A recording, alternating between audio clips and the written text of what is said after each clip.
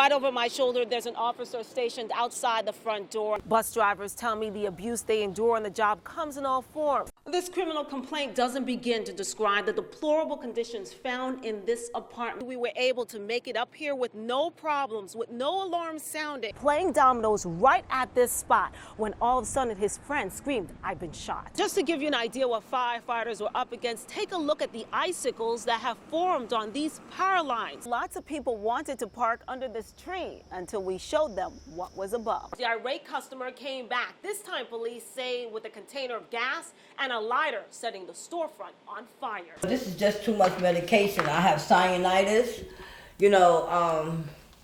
I'll have shortness of breath. Lydian Hardy lives on the 29th floor of the River Park Towers. Just like many of her neighbors, she can't use the stairs. I'm on the 22nd floor. Saturday, I couldn't get out my house. Friday, a fire in a 5th floor unit left the building at 20 Richmond Plaza with just one working elevator for 43 floors. Right now, I'm on the 33rd floor of this high-rise building, trying to make my way up to the 43rd floor to talk to tenants who say they feel trapped in their apartments.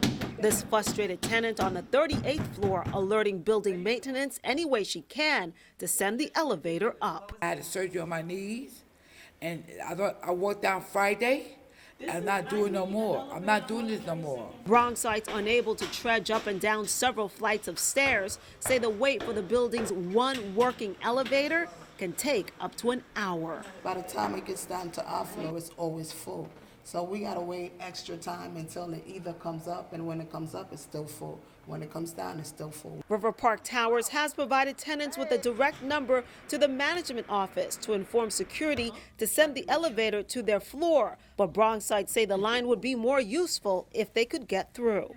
Busy. That's all you get. News 12 reaching out to the management office, an employee told us over the phone workers are trying to restore service to the remaining 3 elevators that's currently out of service, and that could take about a week. But families here say they've waited long enough.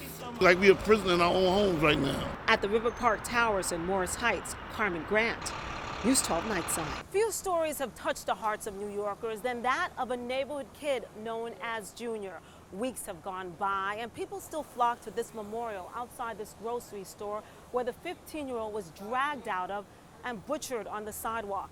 I was the first reporter in the city to interview his grieving mother and obtain surveillance video of his brutal murder. A shocking crime, as it is brutal. You're watching 15-year-old Lizandra Guzman Feliz being yanked from this East 183rd Street grocery store by a group of men police believe are gang members. We stopped the video just before the teenager in the community known as Junior is repeatedly stabbed. One of those suspects police say cut his throat with a machete. I see a machete in the hand in the guy who has the red shirt. Feliz viewing the video of her son's horrific stabbing for the first time and seeing the man who police say took his life. But he's looking for him inside the grocery store.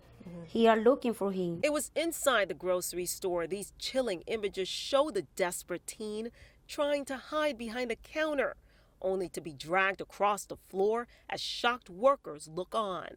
Police believe the 15-year-old was targeted by gang members. I don't know what am I gonna do without him. Meanwhile, Feliz's Angry Birds hasn't been moved from the couch, the last place where he sat with his mother just before leaving that night, as well as this text message to his brother-in-law telling his family he's on his way home. He said, "Yo, I'm coming home soon. Fall asleep if you want."